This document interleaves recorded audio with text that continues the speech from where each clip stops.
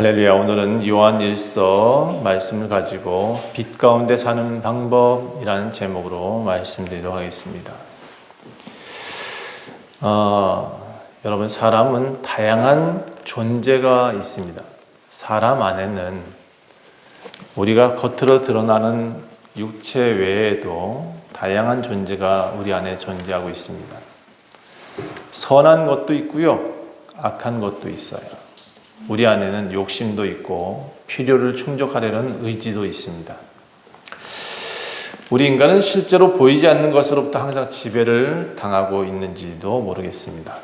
몸이 항상 먼저 앞서서 생각이라는 것이 우리 몸을 주관하고 있습니다. 어쩌면 사람은 스스로 보이지 않는 것의 지배를 받아들이며 살아가고 있는지도 모릅니다. 사람은 스스로 만물의 영장이라고 말을 해요. 그 말은 만물을 지배하는 영적 존재다라는 의미를 가지고 있어요. 만물의 영장이란 단어는 그런데 기독교 단어가 아니에요. 일반적이고 보편적으로 쓰이는 통칭이죠. 그리고 학교 선생님들이 우리를 쭉 가르쳐 오면서 항상 쓰셨던 말씀이에요. 사람은 만물의 영장이다. 이 영장이라는 단어를 한자인데 이것을 한글로 좀 풀어보면 신령영자의 길장자입니다.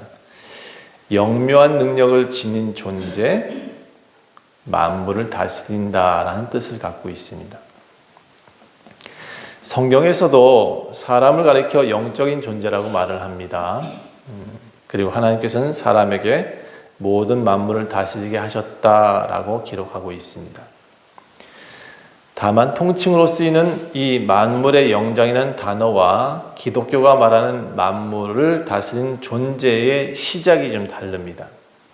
기독교가 말하고 있는 만물을 다스리는 존재는 스스로 된 것이 아니라 하나님께로부터 부여되었다라는 겁니다.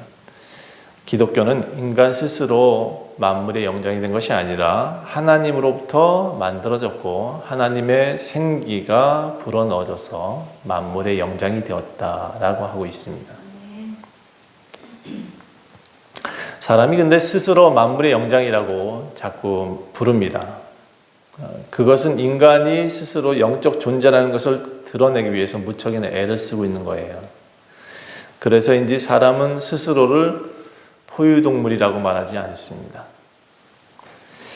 우리 몸에는 선한 영적 존재 외에도 나쁜 영적 존재가 존재합니다. 그래서인지 사람은 인간이기보다 동물에 더 가까운 모습을 보여줄 때도 있습니다. 기독교에서는 보편적으로 나쁜 이 영적 존재를 뭐라고 부르냐면 죄라고 부릅니다. 그리고 이 죄는 자아를 감추는 속성이 있습니다. 그리고 남을 속이려고 합니다. 분노를 유발하고 있고요. 다툼을 일으킵니다. 놀랍게도 이 죄라는 존재는 사람한테만 존재합니다. 그리고 또 놀랍게도 하나님의 영이라는 것도 사람 안에만 존재할 수 있습니다. 성경은 죄의 근원이 마귀다라고 정하고 있습니다. 곧 영적 존재가 선한 존재도 있고 악한 존재도 있다라는 말입니다. 그래서 여러분한테 또 물어볼게요. 여러분, 선한 존재가 여러분을 이끌어가기를 원하십니까? 아니면 나쁜 존재가 여러분을 이끌어가기를 원하십니까? 더 쉽게 얘기할까요? 착한 사람이고 싶으냐? 아니면 악한 사람이고 싶으냐? 살다 보니까 모든 사람한테 나는 착한 사람이다라고 불리고 싶은지 아니면 악한 사람을 불리고 싶은지는 여러분이 정할 수 있습니다. 그러면 나는 착한 사람이고 싶다. 그러면 이 죄의 문제를 해결하면 됩니다. 우리 안에 죄의 문제, 어떤 영적 존재가 있다 그랬는데 그 존재를 누구를 따를 것이냐를 정하면 됩니다. 여러분, 이 죄의 문제 이겨낼 수 있는 방법을 제가 가르쳐 드릴게요. 결론부터 설명하자면 우리를 지배하는 이가 누구냐, 그 주인을 바꾸면 됩니다. 주인은 우리 안에 지배자를 좀 바꾸시면 됩니다. 그렇다고 악을 모두 몰아내지는 못합니다. 우리가 누구를 따를 거냐 정하는 것이지 그 악의 존재가 우리 안에서 영원히 사라진다라는 것은 아닙니다. 인간은 태어나면서부터 죽을 때까지 영적 존재에게 벗어나지 못합니다. 왜?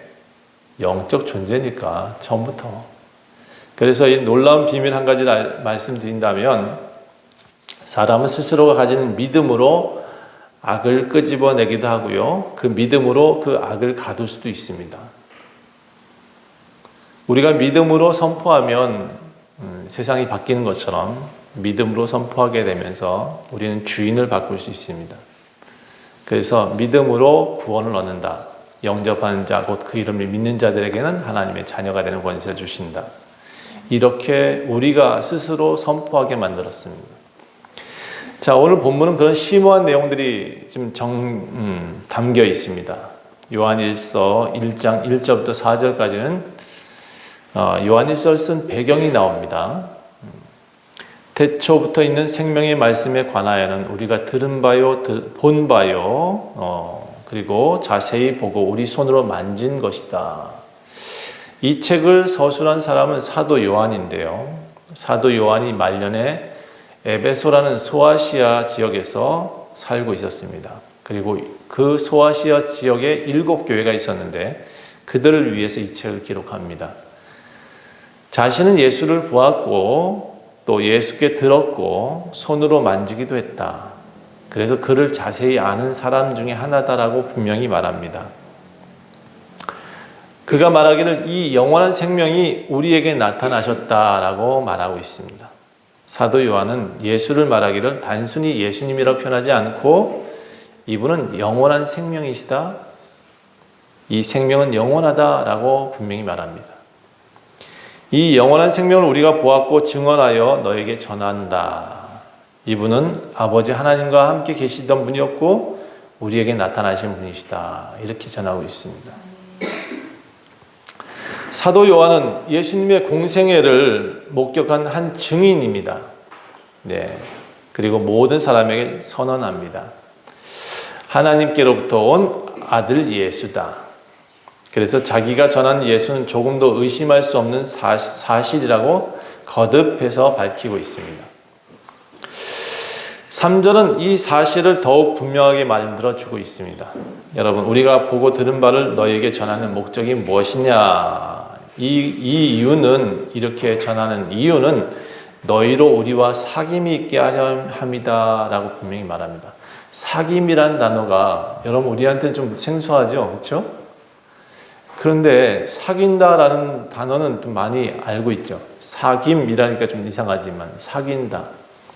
우리가 친구가 되기 위해서 서로 사귄다라고 표현하는 것처럼 우리가 함께 보고 들은 바를 너에게 전하게 되면 우리는 같은 목적으로 바라보게 될 거야. 이런 얘기를 하고 있습니다.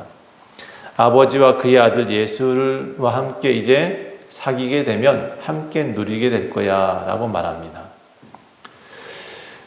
우리가 예수를 따르면 예수의 삶을 누릴 수 있습니다. 예수와 함께 사는 법, 이 법을 깨달으면 여러분 천국을 누릴 수 있습니다. 그런데 사실 사람들은 그걸 좋아하지 않아요. 언제나 항상 내가 원하는 바가 안 이루어지면 천국이 아니라고 생각하거든요. 여러분, 제가 좀 정말 이해 안 되는 것 한 가지가 내가 스스로 만들어낸 어떤 마을이 있다고 해서 그것이 천국이 되느냐? 그렇진 않거든요. 내가 좋은 일을 했다. 그렇다고 그것이 천국이 되는 것은 아닙니다. 그런데 내가 그곳에서 행복한 삶을 살고 있다. 그럼 그것이 천국입니다. 마을을 만드는 게 중요한 것이 아니라 내가 그들과 함께 어떻게 사느냐가 더 중요한 것이라고 저는 생각합니다. 자, 그래서 사도 바울은 이 마을의 주된 내용이 뭐냐면 우리의 관심사가 이제 예수 그리스도가 되어야 된다라고 말하고 있습니다. 자신의 말에 귀를 기울여 달라고 간곡히 부탁하고 있습니다. 우리도 예수님이 주된 관심사가 되고 그분의 삶을 나눈다. 그러면 주된 목적이 일치하게 되면 기쁨도 커질 수 있다라고 성경은 말하고 있습니다.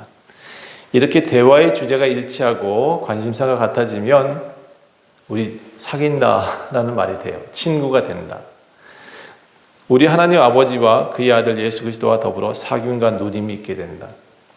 산을 가는 목적이 같은 친구가 같은 마음이 있으면 산을 갈 때 즐겁잖아요. 그렇죠? 바다를 가는 걸 즐거워하는 친구들과 모였으면 바다 가는 게 굉장히 즐거울 것 같아요. 그래서 목적과 관심이 같아지면 하나님의 나라가 우리 것이 된다. 이렇게 표현하고 있습니다. 아주 심플하게 요약을 하자면 지금부터 예수를 중심으로 대화하자. 모두가 기쁨이 가득해지고 너희도 예수와 함께 살면 행복해질 것이다. 4절은 자신이 이 글을 쓰는 이유도 기쁨을 얻기 위해서다라고 분명히 말하고 있습니다. 그리고 5절을 보면 자신이 쓰고 있는 이 내용에 대한 불신을 없애려고 무던히 노력하고 있습니다. 너에게 전하는 소식은 내가 지어낸 것이 아니다. 그에게서 듣고 전하는 것이다. 예수께 듣고 내가 전하는 것이다. 말 그대로 내가 전하는 뉴스는 팩트다 라고 말하고 있습니다. 팩트다. 이 팩트가 뭐냐? 이 사실이 뭐냐? 하나님은 빛이시고 그에게는 어둠이 조금도 없으시다. 여러분, 사람이 변증을 하려면 많은 자료를 들고 와서 변증을 하잖아요. 이게 이런 데이터가 있어서 이렇습니다 라고 말을 해요. 사도 바울은 자기가 할 수 있는 모든 내용들을 다 동원하고 있어요. 내가 보았고, 내가 만졌고, 내가 그분과 대화했고, 그분께 들었고, 내가 그에게 모든 것을 들어서 기록했고, 이렇게 얘기를 하고 있습니다. 하여튼 열심히 노력하면서 이 사도 바울은 지금 자신이 7 교회한테 정말 좋은 영향력을 끼치고 싶다고 계속 말하고 있습니다. 자, 오늘 하고 싶은 말이 뭐냐? 사도 바울은 7절부터 10절까지 이 본문 1장에서 지금 말을 하고 싶어 하는 겁니다. 자, 하나님은 빛이시다. 그에겐 조금도 어둠이 없다. 여러분, 빛 가운데 살려면 우린 빛이 있는 곳에 와야 되죠. 사람들은 빛이 있는 곳이 분명함에도 불구하고 그 빛을 따르지 않습니다. 왜 그럴까요? 성경은 뭐라고 표현하고 있냐면 그가 악하기 때문이다. 악하면 어둠을 좋아하기 때문이다. 이렇게 표현하고 있습니다. 악한 사람은 어둠 가운데 거하기를 원하고요. 선한 사람은 빛 가운데 나아가기를 원한답니다. 7절, 그래서 그가 빛 가운데 계신 것 같이 우리도 빛 가운데 행하면 우리가 하나님과 사귐이 있게 된다라고 말하고 있습니다. 이게 참 어려운 것 같아요. 교회에 나오는 게 이렇게 힘든 것 같아요. 빛으로 가면 되는데 그 빛을 가려는 의지가 참 세상이 더 좋아서 그곳을 향해 가는 거죠. 많은 사람들이 그렇게 하고 있어요. 우리가 빛 가운데로 나아가면 하나님과 사귈 수 있다는 것을 다 알아요. 그럼에도 하나님께 나아가는 방법이 이렇게 쉽지가 않은 것 같습니다. 빛 가운데 행하면, 빛 가운데 계신 것 같이 우리도 빛 가운데 행하면 우리가 하나님과 사귐이 있게 된다. 아까 말했듯이 영적 존재라 그랬는데 우리가 선한 존재가 되고 싶으면 그 선한 존재와 어울려 살면 된다. 우리가 악한 존재가 되고 싶으면 악한 존재와 살면 된대요. 아주 쉽죠? 예. 세상에서 내가 조폭으로 살고 싶으면, 내가 깡패로 살고 싶으면 조폭 있는 데 가면 돼요. 내가 선한 자가 되고 싶으면 선한 사람들과 함께 살면 된대요. 어둠에 살고 있는 사람들은 거짓말을 하고 진리를 행하지 않는다라고 되어져 있어요. 어둠 속에 사는 사람들은 항상 교회를 나와도 진리가 없어요. 거짓말을 하는 사람들은, 교회에 나와서도 거짓말하는 사람들은 그가 교인이라고 표현하기 좀 어려워요. 그런 당을 지었다고 표현하면 사단당일 것 같아요. 마귀당일 것 같아요. 그래서 빛 가운데 계신 것 같이 우리도 빛 가운데 행하게 되면 우리가 하나님과 사귀게 될 것이고, 우리가 어둠 가운데 거하게 되면 어둠의 사람이 된다. 어둠의 자식이 된대.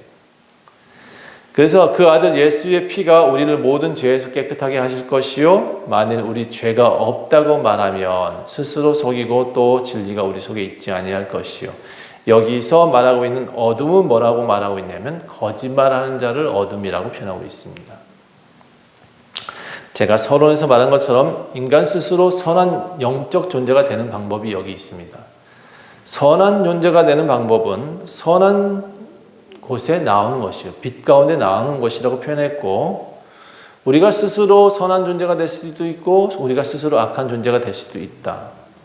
우리는 영적 존재이기 때문에 이것을 선택할 수 있대요. 삶의 방식의 차이가 분명함에도 불구하고 그 삶의 방식의 차이를 우리는 옳은 대로 선택하지 않을 때가 되게 많은 것 같아요. 어쨌든 이거는 아주 결론일 수도 있지만 이렇게 생각합시다. 내가 되고 싶은 사람이 되는 겁니다. 악을 행하면 악한 사람이 되고요. 선을 행하면 선한 사람이 됩니다. 악을 행하면서도 악인지 모른다. 그러면 그는 이미 악인입니다. 네. 근데 다행스럽게도 내가 악인으로 살고 싶지 않아 라고 말하는 사람은 언제나 선을 선택할 수 있는 존재입니다. 조폭과 같은 사람과 살면 조폭이 되는 거고요. 사기꾼과 살면 사기꾼이 됩니다. 네, 내가 스스로 악한 사람, 세상 속에 살고 싶으면 악한 사람이 되고요. 착한 사람이라고 결정했으면 착한 사람이 될 수 있다는 겁니다. 왜? 우리는 선택할 수 있는 존재이기 때문에 그렇습니다. 영적 존재는 그런 존재입니다. 스스로 죽음을 선택할 수도 있고요. 스스로 살고자 하는 사람이 된다. 그런 것도 내가 선택할 수 있습니다. 어떤 사람이 목사님 나는 소명을 받지 못했습니다. 라고 말을 합니다. 교회에 다니긴 오래 다녔지만 아버지가 목사님이고 그래서 나는 목회를 해야 된다 생각해서 교회를 다닌다. 그리고 목회의 길을 아버지가 얘기하셨습니다. 근데 나는 소명을 받지 못했습니다. 제가 그런 사람 참 많이 보거든요. 근데 제가 그런 얘기를 합니다. 하나님의 삶을 살고 싶으면 꼭 목회를 하지 않아도 된다. 그러나 그 사람이 정말 목회를 해야 된다 그러면 아마 너희 주변에 항상 사람들이 모여서 함께 예배하는 일들이 생길 것이다 라는 얘기를 합니다. 저는 악인이 되지 않는 방법을 너무나 잘 알고 있습니다. 그리고 또 선한 일을 행하는 사람이 되는 방법도 정말 잘 알고 있습니다. 미국 워싱턴 DC의 할렘가에 최상진 목사라는 사람이 살고 있습니다. 꽤 오래된 얘기입니다. 2000년도 초반부터 그런 사역을 그렇게 했으니까요. 한인들이 흑인들을 상대로 소규모 장사를 하는 곳입니다.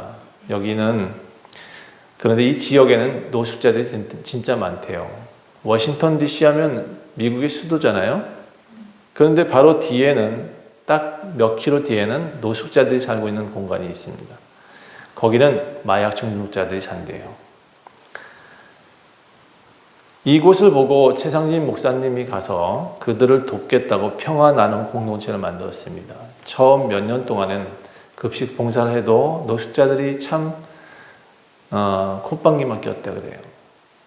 그리고 마약 중독자들을 돌봐주고 재워줘도 고마울 줄 몰랐다 그래요. 그런데 이렇게 배쳐가던 그들이 어느 날부턴가 목사님을 따라오기 시작했답니다. 그리고 자신들이 스스로 밥을 퍼주는 일을 하기 시작했답니다. 한 분이 선한 일을 했는데 그 선한 일이 처음에는 누구도 알아주지 않았지만 그래도 계속 했더니 결국 그 많은 노숙자들이 함께 감동을 받아서 함께 일하는 사람들이 많아졌대요. 이 목사님은 지금 할렘가의 예수님이라는 별칭으로 불리고 있습니다. 똑같은 기회의 땅에서 미국의 수도가 있는 워싱턴에 그 가운데서 어떤 사람은 노숙자로 살고 있고 어떤 사람은 성직자로 살고 있습니다. 우리가 사는 사회도 워싱턴의 할렘가와 다르지 않습니다. 우리는 어떤 사람으로 살고자 하느냐가 굉장히 중요합니다. 노숙인을 돕는 이 최상진 목사처럼 성자로 살지는 못할지라도 적어도 우리는 자발적으로 선택할 수 있는 삶을 살 수 있습니다. 사람 몸에는 선한 영도 있고 악한 영도 있습니다. 이 영들이 나를 주장하고 있습니다. 이 영들을 우리는 스스로가 제어할 수 있다고 말하고 있습니다. 오늘 7절과 8절이 그런 말을 하고 있습니다. 첫 번째는 예수와 함께 사겨라 라고 말합니다. 예수를 영접해라. 하나님이 세상을 이처럼 사랑하사 독생자를 주셨으니 이는 그를 믿는 자마다 멸망하지 않고 영생을 얻게 하려 하심이라. 같은 사도 요한이 쓴 내용이에요. 예수님을 영접하게 되면 영생을 얻게 된다. 노숙자들이 있지만 최상진 목사님은 지금 노숙자가 아닌 노숙자들을 데리고 있는, 그리고 그들을 살리는 삶을 살고 있습니다. 그들은 처음에 노숙자였지만 지금은 봉사자라는 이름으로 불리고 있습니다. 그 공동체 안에 있는 사람들은 함께 예배하고 흑인들과 함께 교회를 세웠습니다. 자신의 삶을 변화시키는 크리스찬이 되어야 될 것 같아요. 우리가 스스로 빛을 내지 못하는 존재인가, 우리가 스스로 어둠에 거하는 존재인가는 우리 스스로 잘 알고 있습니다. 우리가 스스로 알고 있기 때문에 우리는 어떤 곳에 속할지를 지금 선택하면 됩니다. 두 번째, 우리가 선한 사귐으로 나가신 방법은 여기에 아주 심플하게 자백하는 거다라고 말하고 있습니다. 스스로 죄인이 아니라고 말하는 것처럼 거짓말이 없대요. 내가 스스로 죄인이라고 말하는 것은 부끄러운 일이 아니라 용기라고 말하고 있습니다. 이 용기가 죄를 떠나게 할 수 있대요. 죄와 또 멀어지게도 할 수 있대요. 그래서 교회에 나오면 죄인이라고 고백하게 만들어요. 나는 죄인입니다. 주님, 나를 떠나소서 한 레위한테는 예수님이 더 다가오신다고요. 그리고는 그래, 너의 손을 잡아주마 하고 일으키셔서 그를 세리마테 같은 사람을 일으켜서 당신의 사람으로 쓰셔요. 나는 죄인입니다 라고 말하는 그가 스스로 더 그 죄에서 자유롭게 되는 것을 볼 수 있습니다.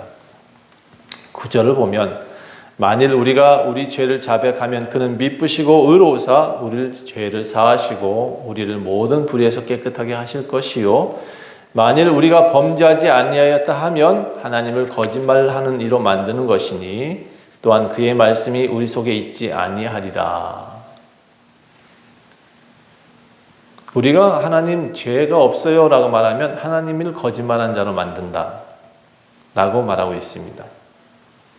만약에 그렇게 말하게 되면 우리는 하나님 말씀을 지금 우리 하나님 말씀 우리 속에 넣고 있지 않다 그런 얘기입니다. 우리가 하나님 말씀을 담고 있으면 당연히 이 죄에 대해서는 죄를 미워하기 때문에 자백을 한다 그러잖아요. 스스로 나는 죄인입니다 라고 말을 하는 거예요. 여러분 진짜 죄가 있어서 내가 죄인입니다 라고 말하는 게 아니에요. 많은 사람들이 이걸 잘못 알고 있는데 교회에 나와서 죄를 자백한다고 하는 것이 뭔가 내가 잘못해서가 아니라는 거예요. 좀 더 근본적으로 말하면 우리 태초부터 잘못한 게 있죠, 그렇죠? 하나님을 배반하고 뛰어쳤나 원죄라고 표현한 이 원죄부터 잘못했다라고 할 수 있지만 전 사실 그 죄를 잘못했다라고 고백하는 것은 좀 이상한 것 같긴 해요. 그렇다고 그런 것들을 얘기하는 것이 아니고 저는 하나님과 살겠다라는 의지로 전 죄를 자백한다라고 생각해요. 죄와 함께 살고 싶지 않습니다라는 고백이라고 저는 생각해요. 이런 표현이 무슨 소용이 있겠느냐 하지만 실제로 저는 상당히 신뢰가 있다고 생각해요. 이렇게 죄를 고백함으로 인해서 저도 이런 경험을 많이 했기 때문에 살다 보니까요. 아무리 착하려고 해도 착할 수 없는 때가 많아요. 아무리 착하려고 해도 하나님을 속일 때가 많아요. 저는 죄의 고백은 딱 한 가지라고 생각해요. 하나님을 속였을 때. 솔직히 옆에 나가서 빵 하나 훔쳐 먹은 거 그거 죄라고 표현한 것은 좀 이상해요. 왜냐하면 누구나 다 그랬을 테니까. 누구나 다 엄마의 지갑을 끄집어 나가고 돈을 훔쳤을 테니까. 예. 그건 이제 우리의 삶 중에 일부분이겠지만 그런 것들이 죄가 된다고 저는 생각지 않아요. 진짜 죄가 뭐냐고 제가 항상 말씀드리죠. 하나님을 떠나는 것이 죄다. 하나님을 멀리하는 것이 죄다. 하나님과 함께 살고 싶지 않다라고 말하는 것이 죄다. 아버지를 떠나는 자식이 죄다. 이렇게 말했어요. 그래서 이런 것들을 죄를 되돌릴 수 있는 방법은 내가 죄인입니다 라고 말하는 그 고백만으로는 사실 되진 않아요. 돌아오는 것, 그것이 회개라고 표현하고 있습니다. 하나님께로 나아오는 것, 부모께로 돌아가는 것. 저는 신천지에 많은 청년들이 지금 바깥에 떠났다 그래요. 부모를 떠났다 그래요. 그런데 저는 그들이 집에 돌아가는 것이 회개라고 생각해요. 하나님한테 뭘 잘못했다고 할 거예요. 사람을 때렸으면 사람한테 가서 용서를 비는 게 회개예요. 하나님 앞에 와가지고 내가 사람을 때렸습니다 하고 기도하고 고해성사하는 게 회개가 아니고 그 사람한테 가서 잘못했습니다. 용서해 주세요 라고 그 사람한테 용서를 비는 것이 회개예요. 자, 그런데 어쨌든 간에 우리가 하나님과 살고 싶다라면 더 하나님께 고백을 해야 돼요. 하나님, 제가 죄인입니다. 스스로 의로운 척 할 때가 더 가증스럽다는 거예요. 스스로 의로운 척 할 때 죄가 더 가까이서 속삭입니다. 내가 스스로 죄인이다 라고 말하면 그렇게 머리를 숙이게 되면 하나님은 그를 더 겸손한 자로 보신답니다. 저도 사람이기에 욕심이 드러나고 죄도 드러날 때가 있습니다. 스스로 나는 의롭고 거짓이 없고 온전한 착한 사람이다라고 그런데도 불구하고 가면 쓰고 말을 하게 되면 그 사람이 진짜 악한 사람이라는 거죠. 저는 요즘 현대교회에 많은 목회자들이 이 가면 쓰고 나타나는 것을 별로 좋아하지는 않습니다. 겉의 모습과 바깥의 모습이 다르고 우리 교인도 마찬가지예요. 교회 예배 드리는 모습을 보면 참 선한데 바깥에 나가서 악한이다. 그러면 그 사람 때문에 우리 교회 전도가 안 돼요. 예, 그건 당연한 거예요. 자, 나는 스스로 착한 사람이다 라고 말하는 사람처럼 어리석은 사람이 없고요. 내가 스스로 죄인입니다 라고 말하는 사람은 하나님이 그의 손을 잡으신다고 말하고 있습니다. 예수님이 오신 목적은 의인을 구하려 하시는 게 아니요 죄인을 건지기 위해서다라고 말씀하셨습니다. 스스로 죄인입니다 라고 말하는 사람을 더 건져주십니다. 스스로 죄가 있는 사람이 아니라 진짜 겸손한 사람이겠죠. 자, 나는 온전한 사람입니다. 나는 스스로 거짓이 없습니다 라고 말하는 사람은 양심이 좀 썩은 사람입니다. 제가 보기에. 나 잘났어 하는 사람처럼 내가 누군데 하는 사람처럼 어리석은 사람 없는 것처럼 내가 옳습니다 라고 말하는 사람처럼 거짓말쟁이가 없는 거예요. 정말 거짓말하는 사람들은 겉으로 멀쩡해 보여요. 근데 진짜 속으로는 악하더라고요. 그래서 교회는 가끔 억지스럽게도 이 죄의 고백을 시키기도 합니다. 나는 죄인입니다 라고. 그래서 교리서 같은 경우는 장로교 교리서에는 이런 죄의 고백을 꼭 넣습니다. 근데 오늘 여러분 억지로 하는 고백이 아니라 우리 스스로 의로운 자가 되어야 되는 이유를 좀 발견했으면 좋겠어요. 스스로 죄인이라고 고백할 줄 아는 사람, 다시 말해서 내가 죄인입니다 말하는 것 자체가 겸손한 사람을 가리키고 있어요. 겸손한 사람은 진짜 만물의 영장이 될 수 있어요. 그리고 가장 중요한 건 한 가지가 있습니다. 죄인이라고 고백하는 것보다 더 어려운 것이 있을 수 있는데 근데 여러분 하셔야 돼요. 그게 뭐냐 그러면 매 순간 하나님을 인정하는 겁니다. 매 순간 나는 하나님의 사람이야 라고 말하는 겁니다. 나는 천국이 나의 나라라고 말하는 겁니다. 하나님 나라가 나의 것이다. 여러분 이 땅이 전부라 그러면 정말 우리 그리스도인들 참 얼마나 불쌍해요. 그렇죠? 놀러 가지도 못하고 무슨 일 있으면 꼭 교회에 나와야 되고 예배 드려야 되고 담배값으로 헌금해야 돼요. 얼마나 불쌍해죠? 그런데 우리는 그렇게 함으로써 하나님께서 하늘의 상이 크다라고 말씀하고 있기 때문에 우리는 그거 하고 있잖아요. 그렇죠? 예수를 인정하는 것이 굉장히 중요합니다. 삶의 모든 부분들을 하나님께 드려지는 것, 시간을 드리고 물질을 드리고 마음을 드리는 것, 이거 굉장히 중요한 겁니다. 이것이 우리를 스스로 죄가 있다 해도 그 죄를 없애주시는 분이 예수라는 것으로 인정하는 거예요.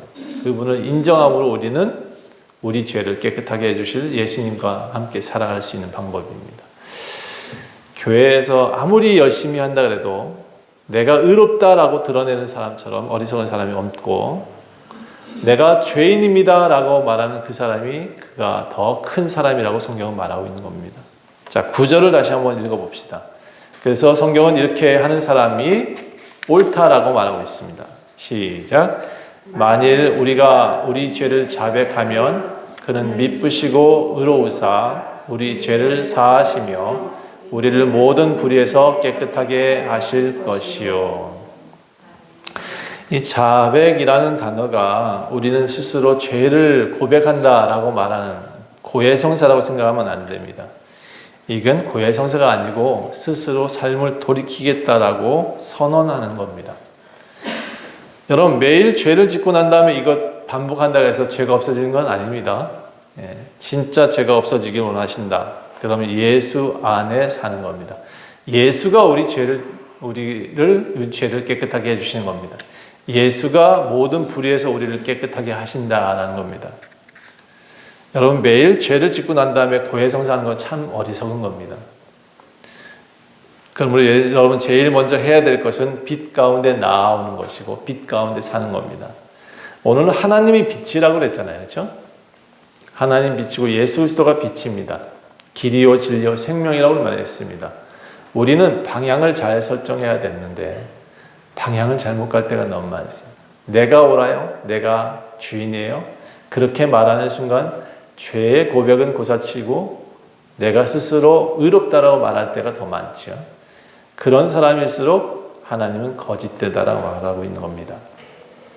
거짓된 사람이 좋은 선택을 할 수가 없습니다. 옳은 선택하는 사람은 자기 스스로를 부인합니다. 예수 안에 사는 것, 그것이 가장 중요한 방법입니다.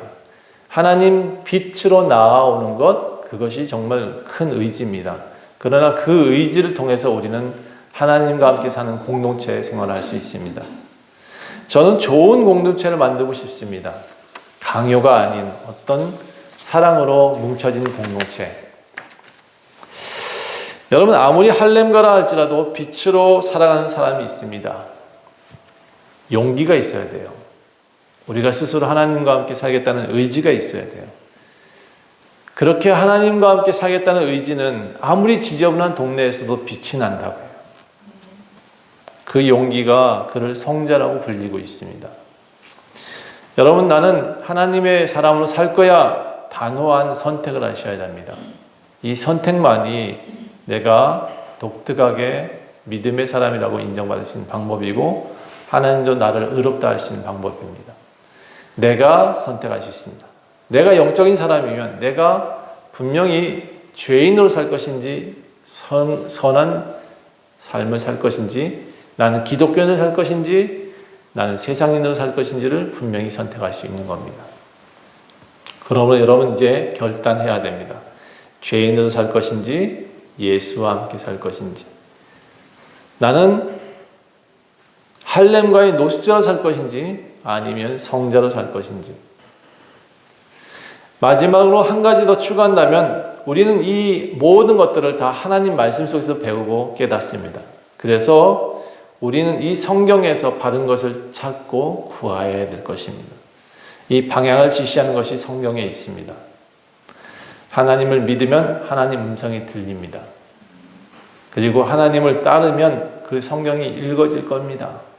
하나님의 말씀을 듣고 깨닫고 보는 것, 그것부터 시작하면 우리는 새로운 삶을 살 수 있습니다. 오늘 여러분이 예수와 함께 살기를 원하신다면 우리 이제 이렇게 함께 고백했으면 좋겠습니다.